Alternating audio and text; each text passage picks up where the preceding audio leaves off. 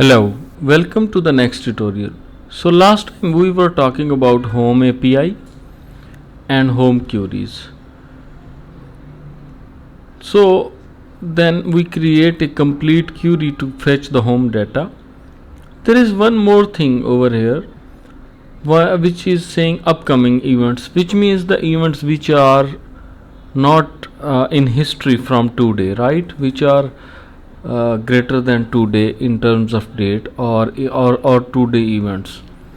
There is a filter form as well that users can search through the filters, which we will cover on later. But for the upcoming events, let's see how it goes. So last time in the last tutorial we write a query to get a complete event detail. So let me paste that query over here, and then we will try it out and see. So if I just look at that query again, so you remember we select the ID, title, and also the attachments, category of the event, locations, and then we concatenate the time of from the start time and end time and date as well. And then if we click go, then we can see okay all the data of that specific event accordingly.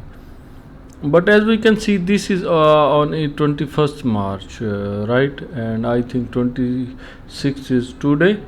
So what we need to do is we need to add a check over here. We will say okay, where our event dot start time should be greater than or equals to now, which means that the time should be greater than or equals to now. So it won't count the events which are in the past. So as you can see now, that event is gone because that event date was 21st.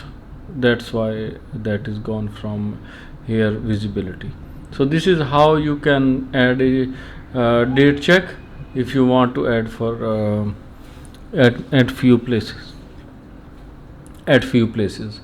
and let's move on to the next section. When we click on that event, that obviously we need to see the detail of the event like this.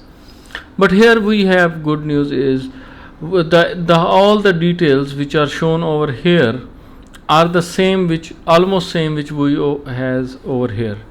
So what we will do, we will compare if anything is missing. So yes, there is one thing is missing, which is called join, which means is that event is joined or not. So we can add that into our existing query, and then we can make use of it. The next thing we also need is, here it shows a specific event on which user has clicked over here. So for example, if they clicked on this first event, then the ID will come over here of that specific event, and then the data will come accordingly. So we need to add that okay, where our event dot ID should be specific. For example, we put 1 for now, so because we have data of 1, but the problem is that the start time of that event is not greater than now. That's why we are unable to see. So what we will do is we will change date of that specific event a little bit to test.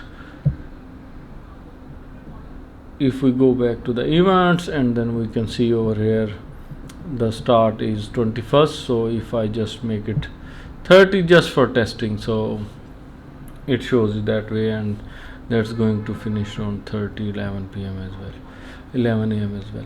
So if we try it out again and see if that shows, yes, now it's showing because it's the today date is less than the date of the event. So the next thing is we need to find out. So we will use this same data for the event. So if we come to JSON editor online, and then we decide to create the response of this, so that will be status always, we need it, and then we need a message for that. For example, we would say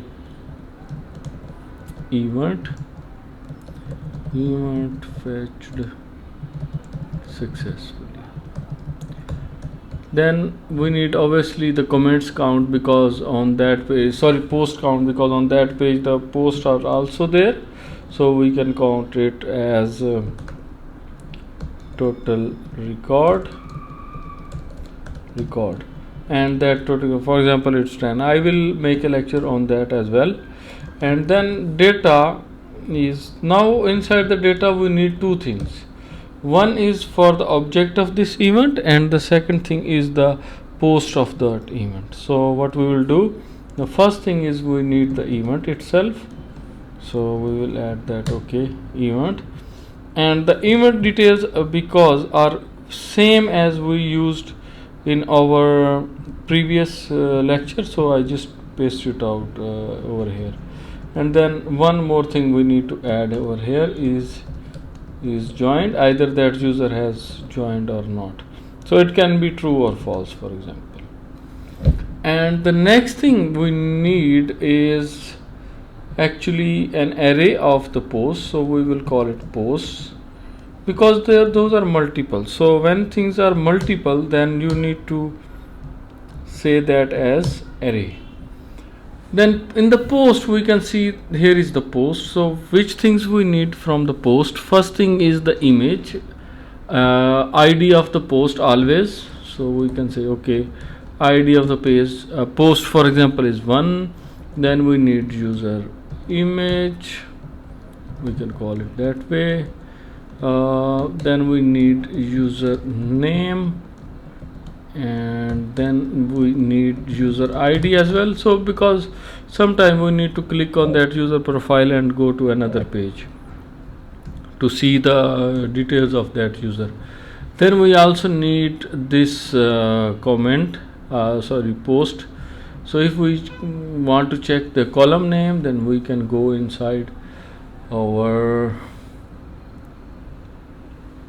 table, and then we can see the post table and see the column name for that post, which is actually text, so we can call it as text of the comment. And then which other things we need? We need attachment as well, so it can have an attachment, so we can call it as attachment. And which other thing do we need is, we need, because here it's showing the likes count and comments count, so we can say it as likes, so we will return, for example, it has 1 like, and then we can have comments, like for example it does not have any comment right now. And the user image, as you know, that abc.com/uploads/ for example, now no user has image, so it will be concatenated like that. Username, for example, it's John, user ID is 2. You can check it inside the database.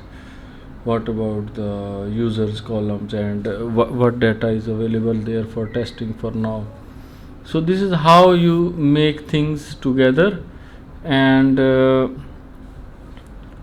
put them in a row. Then next, because this is already we have is joined, we have learned already, is joined we will learn now, and we have learned about the getting the events which are actually on day, today, and in the future as well. So for that we need to write a cases query. So we were looking at the users table, right? So we can see which user is shown, actually has done the post over here, right over here.